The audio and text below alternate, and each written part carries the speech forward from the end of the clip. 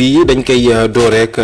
Khalifa ak li nga xam ne mooy Le Soleil yéenekaay mi yëngu tey jii indi si xëtam bu njëkk lu soxal wàllum wér-gu-yaram ak procréation médicalement assistée au Sénégal. Disponible mais hors de portée loolay xët bu njëkk bi nga xamante ne Le Soleil indi ci tirage ci xëtam bu njëkk mu ne la technologie du PMA existe désormais au Sénégal et constitue un recours pour certains couples qui ont du mal à enfanter waaye tamit loolu li nga xamante ne mooy jur problème bu baax a baax doon na li nga xamante ne mooy 2,5 millions de francs CFA mooy montant bi nga xamante ne mooy montant exorbitant pour sénégalais lambda bi nga xamante ne bëgg na am doom tey mënu ko am waaye tamit ba tey ci xët bu njëkk boobu di Le Soleil mu ngi wax ci rencontre Ousmane Sonko Union des magistrats du Sénégal mu ne la primature clarifie les circonstances. ñu jàll si beneen ëttu yéenekaay ak point actu moom mi ngi dellu si waat si justice presse ak institution le pouvoir mais la presse sous pression.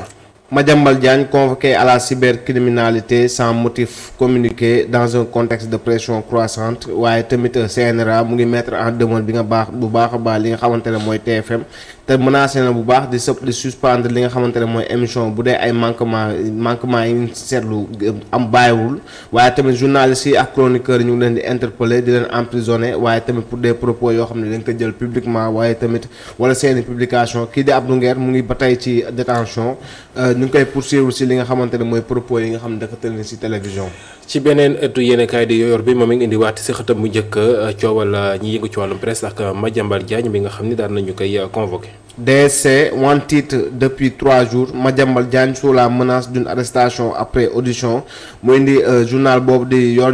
indi li nga xamante ne moom mooy nataalu Madiambal Diagne ci xët bu njëkk waaye tamit mu ne ki nga xamante ne mooy la DSC da ko convoqué division de cybercriminalité da ko convoqué ngir mu indi ay leeram ci affaire boo xamante ne moom nee na ba léegi waxuñu ko lan mooy motif valable yi. ñu jàll si beneen ëttu yéenekaay di réew mi quotidien mi yëngu wax tamit si xëtam bu njëkk ci passe d'armes entre Badara Gadiaga et Amadou Ba. Passe d'armes entre Badara Gadiaga et Amadou Ba le CNRA met en demeure la TFM waaye tamit li nga xamante ne mooy gendarme de l'audiovisuel mu ngi dénoncer li nga xamante ne mooy propos grossiers yi nga xamante ne kii de Badara Gadiaga tenir na ko à l'endroit du député waaye tamit ba tey ci xët bu njëkk boobu di xëtu réew mi quotidien kii di haute cour de justice la amal mu ne sauvegardement placé sous bracelet électronique. Libération moom mi ngi àddu ci coowal li nga xam ni mooy association de malfaiteurs de détention d'un moyen de communication prohibé en milieu carcéral. waaw le parrain du camp pénal tombe daanaka boo xoolee depuis la chambre 14 ki nga xamante ne mooy Maodo Malick Diop âgé de 35 ans condamné nañ ko à 15 ans de travaux forcés pour trafic international de drogue avant de bénéficier d'une remise partielle de peine de 2 ans mu ngi gérer bu baax a baax ci biir prison bi li nga xamante ne mooy trafic bu intense waaye tamit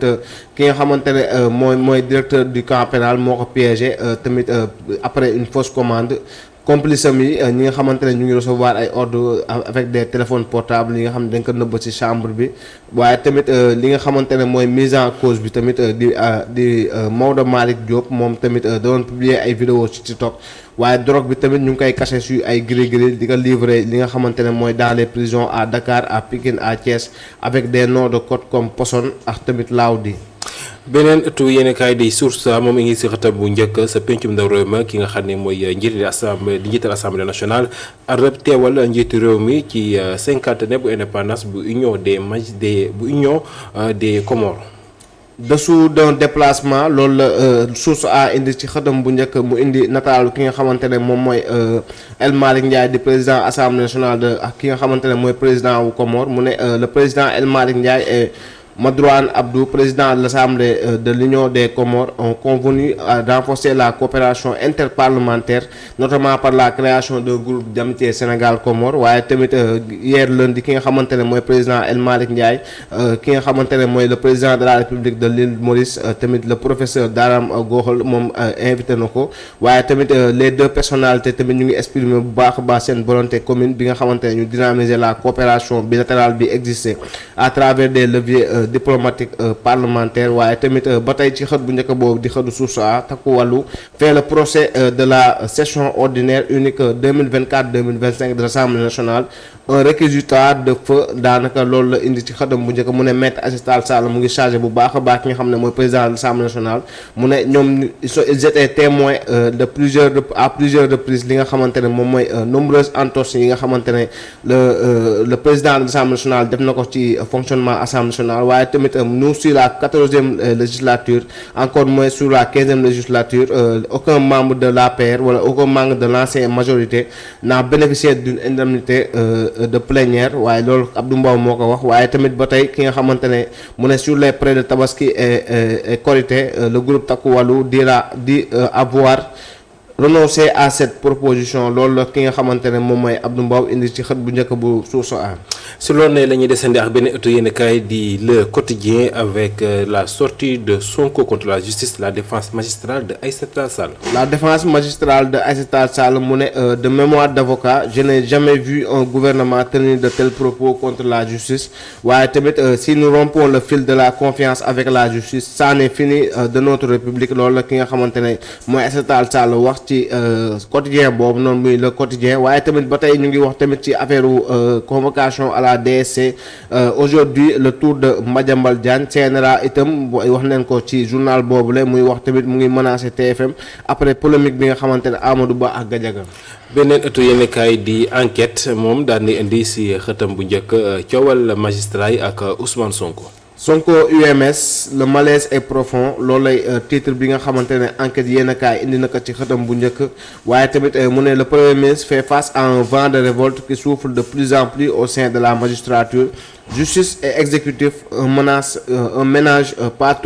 toujours heureux le débat de l'indépendance de la justice remettre nañ ko seen dé. Tribune moom mi ngi àddu si li nga xam ni mooy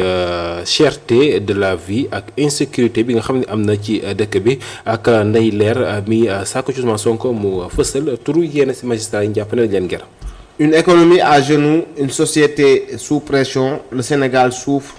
loolu la Tribune indi ci xëtam bu njëkk mu ne le quotidien des Sénégalais est devenu un parcours d'obstacles l'insécurité monte en flèche alimentée par la crise économique waaye tamit mu ne ce contexte explosif menace l'équilibre social du pays loolu la Tribune indi ci xëtam bu njëkk ci wàllum cherté de la vie ak tamit li nga xamante ne mooy insécurité waaye tamit nee leer mu ngi invité bu baax a baax ki nga xamante ne mooy Ousmane Sonko mu dévoiler les noms des magistrats yi nga xamante ne moom la accusé woon mu ne les Sénégalais ont le droit de savoir la vérité sur ces graves accusations waaye tamit mu ne Sonko a le devoir de dire au peuple qui sont ces magistrats corrompus dont il parle. beneen ëttu yéenekaay di L'Observateur daane indi affaire Sophie Gladima les dessous d'un revirement inattendu. Les dessous d'un revirement inattendu, les motivations à l'origine de la décision autonome